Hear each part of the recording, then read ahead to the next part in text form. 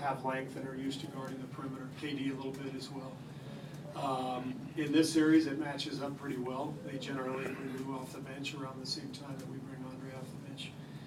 But in the playoffs, all that stuff tends to shift as each coach tries to get an advantage. So, you know, as a team that's the favorite, I don't generally change my rotation a whole lot until we need to.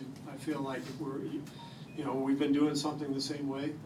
I want to show our guys that I have confidence in them. So we're going to keep playing the same way until we've got to do something different. Left-hand side, second row. Steve Minnie-Bach with ABC7. Yeah, on that, talking about the ebb and flow, I mean, Harrell and Williams combined for 51 points off the bench, but the Warriors able to handle Landry and 3 starters offensively very well. So how do you approach that game too, kind of that ebb and flow between the starters not scoring, because obviously that's not going to be the case. Yeah, I mean, the Clippers are a very unique team. I think Harrell and Lou are probably their 2 best players. How many teams bring their 2 best players off the bench? So we don't get too caught up in bench total points, because the only thing that matters is just points, obviously. So we just have to do whatever is necessary to give ourselves the best chance to win. And there are some things we can clean up defensively, specifically with those 2 guys from game 1. They hurt us quite a bit, so we'll try to be better on them tonight.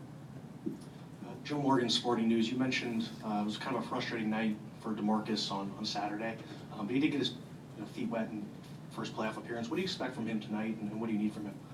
I think he's going to play great. DeMarcus has a ton of pride. He is obviously a great talent, an all-star, all that, but you've seen his passion, his energy, his emotion. Well, he's frustrated the other night. He was frustrated, and I've seen him have big games for us this year. Pretty much every time we've needed it. Big games on the road against opposing all-star centers. He's been at his best, and so I think DeMarcus, coming off a subpar game for him in game 1, I think he'll bounce back and be much better. Thanks, everybody. Great, thank you. Doc will be in here shortly.